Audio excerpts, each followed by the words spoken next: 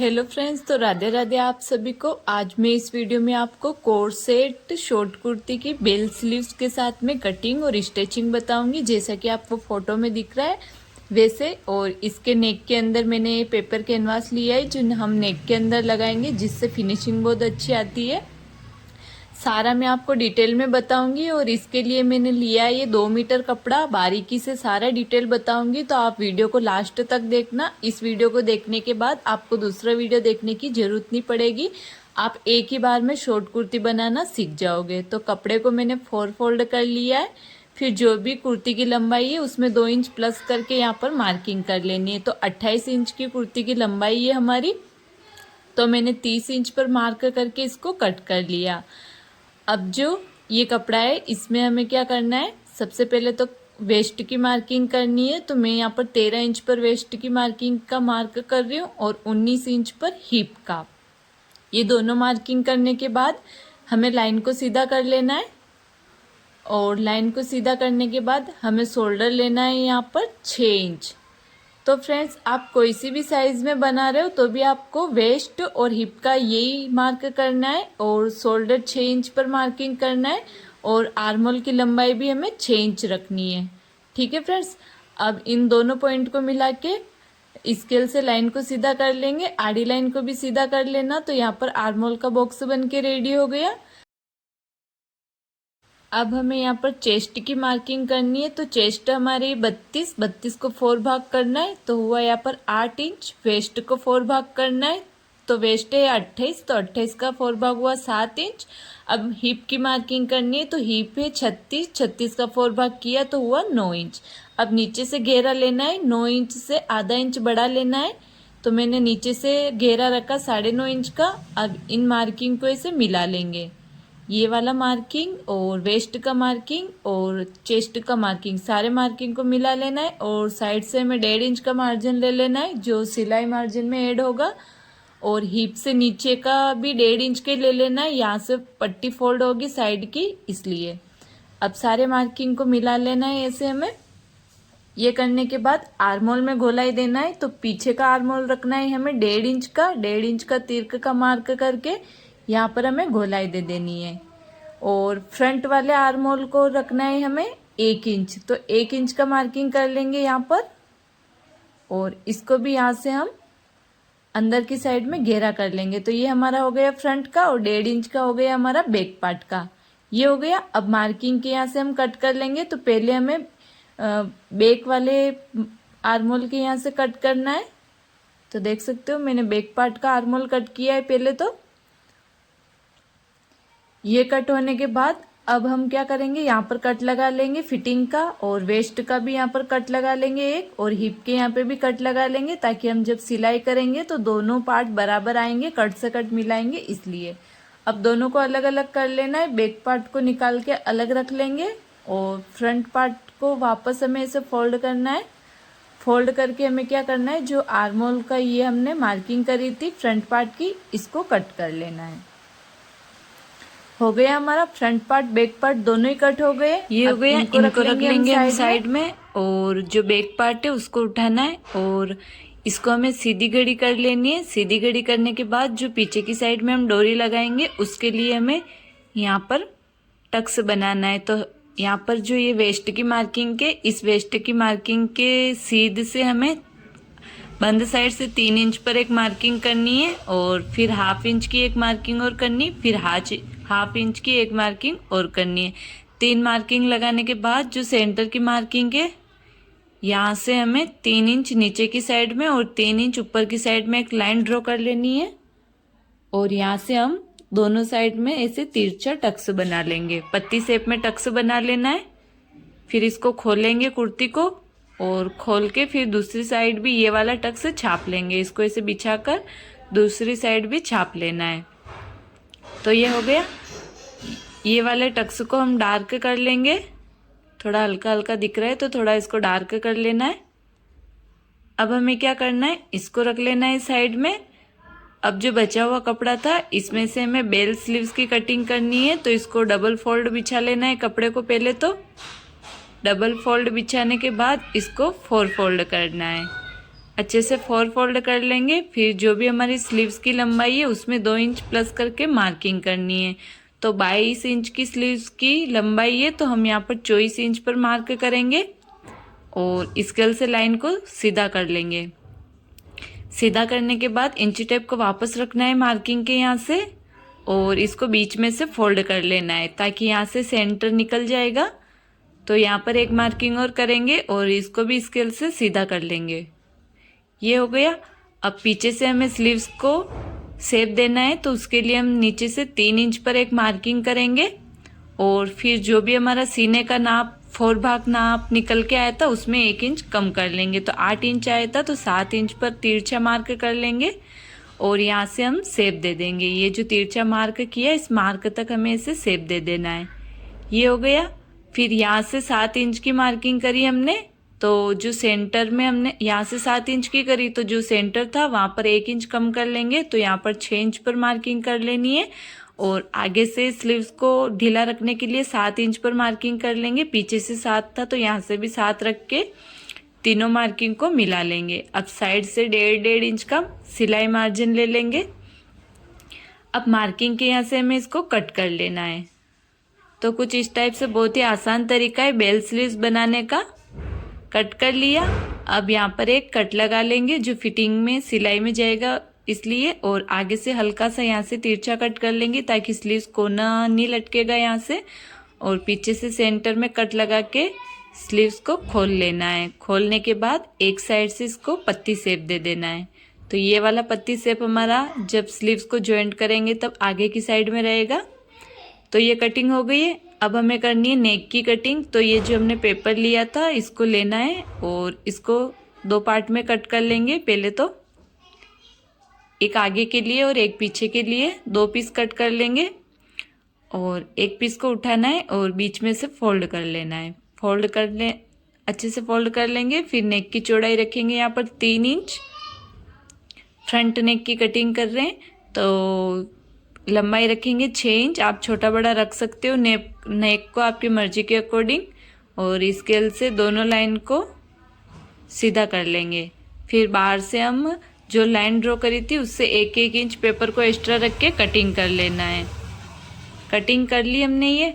अब इसको क्या करेंगे, थोड़ा लाइन हल्का दिख रहा है तो इसको दूसरे कलर के चौक से थोड़ा सा डार्क कर लेंगे।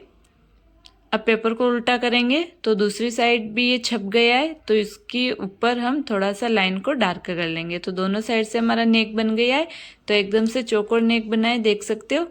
अब बैक पार्ट के नेक की कटिंग करनी है तो बैक पार्ट के नेक को थोड़ा लेंथ में ज़्यादा रखेंगे। चौड़ाई सेम रखनी है 3 इंच की और नेक में 1/2 इंच ज़्यादा रख रही हूँ। आप मर्जी के अकॉर्डिंग रख सकते हो, 9, 10, 8 जितना भी रखना चाहते हो उतना रख सकते हो। लंबाई चौड़ाई का मार्क करके बॉक्स बना लेना है और सेम इसी तरीके से 1 इंच का पेपर एक्स्ट्रा रख के बाकी का जो भी एक्स्ट्रा है उसको कट कर लेंगे। और पलट के दूसरी साइड भी हल्का हल्का मार्क दिख रहा है, इसको भी हम चौक से डार्क कर लेंगे। तो ये हमारे नेक की मार्किंग हो गई है इस तरीके से पेपर के ऊपर। अब हमें कॉटन का कपड़ा लेना है और उसके ऊपर दोनों पीस को रखेंगे और इस प्रेस से चिपका लेंगे। फिर 1/2 इंच दोनों साइड से हम कपड़े को एक्स्ट्रा रख के फोल्ड करने के लिए कपड़े को एक्स्ट्रा रखना है पेपर से। फिर हमें यहाँ से ऐसे फोल्ड करते जाना है और यहाँ पर सिलाई लगा लेनी है। ये तीनों साइड में सेम इसी तरीके से दूसरे के भी लगा लेनी है। तो दोनों के हमने सिलाई लगा दी है। ये कंप्लीट हो गया। अब हमें क्या करना है, जो अब कुर्ती को ऐसे बिछा लेंगे और इसके सेंटर में एक चौक से लाइन ड्रॉ कर लेनी है। अब इस सेंटर में हमने जो नेक कटिंग किया था पेपर के ऊपर, इसको भी सेंटर निकाल लेंगे इसे फोल्ड करके। और फिर ये वाला लाइन और ये वाला लाइन दोनों को ऐसे मिलाकर रख लेना है। फिर ऊपर की साइड में हम एक पिन लगा लेंगे जिससे ये हिलेगा नहीं। अच्छे से पिन लगा लेनी है। एक पिन आप नीचे की साइड भी और लगा सकते हो। अब इसको रख लेना है साइड में और बैक पार्ट को लेना है। बैक पार्ट को भी अच्छे से ऐसे बिछा लेंगे और इसके भी सेंटर में एक चौक से लाइन ड्रॉ करके सेम इसी तरीके से पेपर वाले नेक को रख लेना है। सेंटर में कट लगा के फिर ये दोनों सेंटर लाइन मिला के इसके भी हम पिन लगा लेंगे। ये हो गया। अब जो हमने चौक से मार्किंग करी थी, इस मार्किंग के ऊपर ऊपर हमें सिलाई चलानी है। तो मार्किंग के ऊपर ऊपर सिलाई चला लेते पहले तो। और ये सिलाई लगाने के बाद अब जो हमने सिलाई लगाई है उससे 2 पॉइंट अंदर की साइड से हमें इसको कट कर लेना है। अच्छे से कट कर लेना। और फिर कट करने के बाद दोनों साइड में कॉर्नर पर हम छोटे छोटे कट लगा लेंगे। और कट ऐसे लगाने, सिलाई नहीं कटनी चाहिए लेकिन कट अच्छे से लगाना है, तभी ये पट्टी अंदर की साइड में अच्छे से फोल्ड होगी। तो मैंने दोनों साइड में कट लगा लिए। अब जो ये पट्टी है इसको बाहर की साइड पलटेंगे ऐसे, और नाखून से प्रेस करते जाना है। और यहाँ पर हमें दाब की सिलाई लगा लेनी है। और ये किनोर वाली सिलाई लगाने से गले की फिनिशिंग भी अच्छी आती है और ये पट्टी आसानी से अंदर की साइड फोल्ड हो जाती है। तो ये वाली सिलाई लगाना बहुत जरूरी है। देख सकते हो पट्टी को ऐसे बाहर की साइड पलटते जाना है और ऐसे नाखून से प्रेस करते जाएंगे और फिर इसके किनोर किनोर पर लगा लेंगे। तो मैंने पूरे नेक में ये दाब की सिलाई लगा दी। अब हमें क्या करना है, इस पट्टी को अंदर की साइड फोल्ड कर लेंगे। तो ये आसानी से अंदर फोल्ड हो जाती है, फिनिशिंग भी आती है। अब इसके ऊपर एक सिलाई और लगा लेंगे हम। यहाँ पर सिलाई लगाकर इसको कंप्लीट कर लेना है। ये फ्रंट पार्ट रेडी हो गया। अब बैक पार्ट में भी सेम इसी तरीके से सिलाई लगानी है हमें। यहाँ पर सिलाई लगाकर फिर दाब की सिलाई लगाकर अंदर फोल्ड कर लेंगे। दोनों नेक बनने के बाद हमें शोल्डर को ज्वाइंट करना है। तो दोनों पार्ट को आमने सामने रखकर शोल्डर में ज्वाइंट लगा लेंगे। यहाँ पर आधा इंच सिलाई में दबाएंगे इसको और फिर सिलाई लगा लेनी है। सेम इसी तरीके से दूसरी साइड भी ज्वाइंट कर लेना है। फिर दोनों को खोलेंगे ऐसे और स्लीव्स को अटैच करना है। तो फ्रेंड्स, स्लीव्स को कैसे अटैच करना है, ये सेंटर वाला पार्ट लेना है और स्लीव्स का भी सेंटर पार्ट लेना है। दोनों सेंटर पार्ट को यहाँ से मिलाकर यहाँ पर एक पिन लगा लेंगे ताकि दोनों साइड से ये बराबर आएगी स्लीव्स, कहीं से भी कम ज्यादा नहीं रहेगी। तो बीच सेंटर में पिन लगाकर फिर एक साइड से सिलाई स्टार्ट करनी है। तो आस्तीन को नहीं खींचना है, हल्का हल्का सा आर्म होल को खींच के रखना है और फिर ऐसे हम सिलाई लगा लेंगे। तो दोनों साइड से देख सकते हो बिल्कुल आस्तीन बराबर आई है, क्योंकि हमने इसको नाप से कट किया था। तो हमने बताया उसी तरीके से आप कोई सी भी साइज में कट करोगे तो आपकी स्लीव्स एकदम से बराबर आएगी। तो स्लीव्स अटैच हो गई है, ये देख सकते हो बाहर से भी। और अब इसको आगे से फोल्ड करना है। तो आगे से हम 1 इंच जितना फोल्ड करेंगे, हाफ इंच अंदर दबाकर फिर हाफ इंच ऊपर सिलाई लगा लेंगे। तो आगे से 1 इंच फोल्ड हो गया है ये। अब सेम इसी तरीके से दूसरी स्लीव्स को भी हमें रेडी करना है। तो हमने ये वाला स्लीव्स तो रेडी कर लिया, ये देख सकते हो आगे से भी अच्छे से उलट लिया। अब हमें क्या करना है, सेम इसी तरीके से दूसरे स्लीव्स को भी अटैच कर लेंगे। तो ये दोनों स्लीव्स रेडी होने के बाद अब हमें क्या करना है, जो पीछे टक्स का मार्किंग करा था हमने, यहाँ पर हम 3 निशान लगा लेंगे। और दोनों साइड में ये एक लेस से हमें 3-3 इंच के, मैंने ये 3-3 इंच के ये टुकड़े कट किए। एक लेस निकालकर, जो हम बांधने वाली लेस लगाते हैं वैसे लेस निकालकर 3 टुकड़े कट कर लिए, एक साइड के और एक साइड के भी 3 टुकड़े। दोनों साइड में 3-3 हम यहाँ पर आई लगाएंगे। तो देख सकते हो कुछ इस टाइप से लगानी है। ऐसे इसको फोल्ड करेंगे और एक साइड में लगा दी सिलाई लगाकर। जो बीच सेंटर की लाइन है, इस लाइन के ऊपर ऊपर सिलाई चलाते जाना है और लगा लेनी है। सेम इसी तरीके से दूसरी साइड भी लगा लेंगे।